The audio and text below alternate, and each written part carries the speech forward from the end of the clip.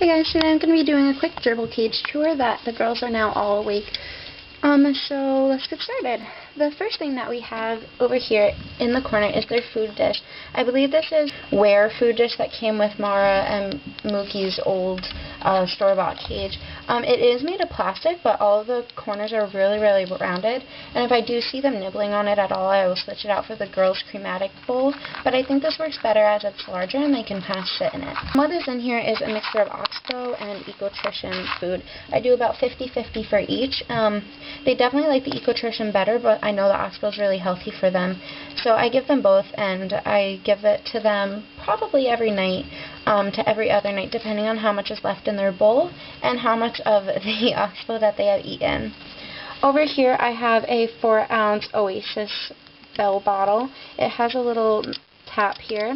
You got to make sure it keeps working for them, and it comes with this little metal hook, and you just bend it over the top. It's very bendable, and it just stands up there perfectly for them. In this corner here, we have a tipped-over cabana shack house thing that they, especially Anastasia, as she's demonstrating now, likes to go in. They did tip it over, so I just kind of let them leave it the way that they like it. And Anastasia, and apparently Matilda too. Oh, here, there's a picture in the way. Spend a lot of time in there. It's very adorable. So they do like to hide out in there, as it is kind of like underground, so to speak. Right here is the, I believe it's Ware comfort wheel. Natalia's very needy today. Come on, baby, in a minute. As Anastasia's demonstrating.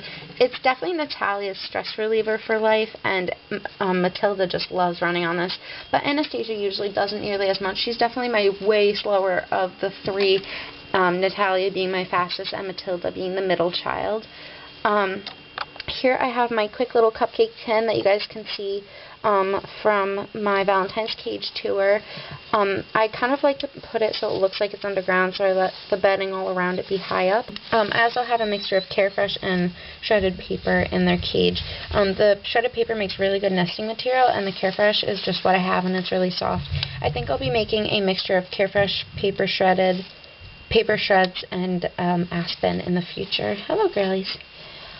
Now over here, hello, if I can get it, here's their salt lick. This is donated from the piggies. They haven't really nibbled on it at all, but I think I'll be hanging it on their treat kebab. Over in this corner that the girls are stepping on currently is it's half an egg carton ripped up, and I believe it's the bottom half. This is actually where they've built their nest. I was wondering where they would build it, as I didn't give them the hut that they usually do, but I gave them multiple hiding places instead. So basically, a little bit of it got covered up. You guys can see they kind of make a little nest under there and use it as a cave. And I see them, and you can see them really well, which is interesting. And then over here is just a ton of bedding. I see them burrowing in this all the time. Over here is a mac and cheese container box that they chewed through, and they kind of made it into a little tunnel so they can come through either end, and I like really burrowing and chewing on that a lot. Try not to cover up their bed there. What else? Oh, here is their little ladder. It's a bird ladder. They ate one of the rungs, and I actually didn't realize it until recently. Natalia loves this ladder, and I'll show you if she'll do it for me here. Okay, but Natalia's been doing this little trick with me lately. If she can get to the top. Come here, baby. No, she can't get to the top, but she'll usually climb up, and she'll climb onto my hand, and then I'll put her back in. But I try to leave it lower so that I don't have to worry about them getting out at all. Another thing that they have, oh, and by the way, this is a 20-gallon long container. It's an aquarium. I just found it in the aquatic section of my pet store. This lid was actually $20 and the aquarium was $30. I do plan on getting some cage clips that I found. They're about $2.99, and you just clip them onto the top and under this, and it locks it down really, really tight so small animals can't get out. Up here we have a little treat kebab. It's meant for guinea pigs, and I've tried things like this for my pigs and they just don't like it. On it they have 2 wood shoes, the yellow and the green one, and that's like a blue cloud rock. It's kind of like a pumice stone there. And they have been getting a bit of a gnaw at it.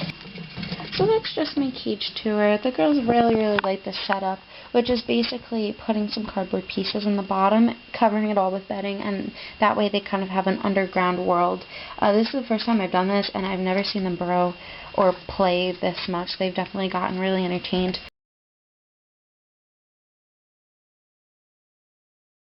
Update on the taming process. They're doing really, really well.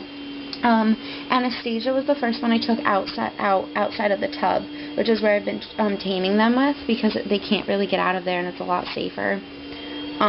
So Anastasia's back there. She, I believe, is dove colored, and she's molted. And so I've been taking her out. She's definitely my slowest of the three, and so I feel a lot more confident that she won't jump. I really don't recommend taking them out before you completely trust them not to run away, because they're very, very difficult to catch if you ever do have to be in that situation. Matilda was the second one I took out. She's the one drinking there from the bottom, and I just really, really trusted her. Sorry, my mom's vacuuming like right outside my door, so it's a bit loud, but I really trusted her. She is a big mommy's girl, and she's definitely calmer out of the three. Natalia's my spunky one, so I haven't taken her outside of the aquarium, but I do hold her over the aquarium, and I do hold her in the tub just as often as the other three. And again, I'm sorry, my mom's vacuuming, so I don't really feel like remaking the video. But I don't know if you guys know this, but Lou Boo's Shed Zoo, she also has gerbils, and I've learned a lot from her channel. So I really recommend you guys go check her out. And subscribe to her, because she's really, really amazing. She has tons of pets, and she's really, really knowledgeable on gerbils, as gerbils are definitely a more rare, common pet. You don't see too many people with gerbils, even though it is pretty common.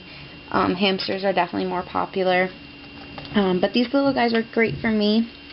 Oh, I almost forgot. In this corner, there's a nut knob nibbler, and there's a little apple stick hiding out, if you guys can see that. But they just buried them, so you couldn't really see them.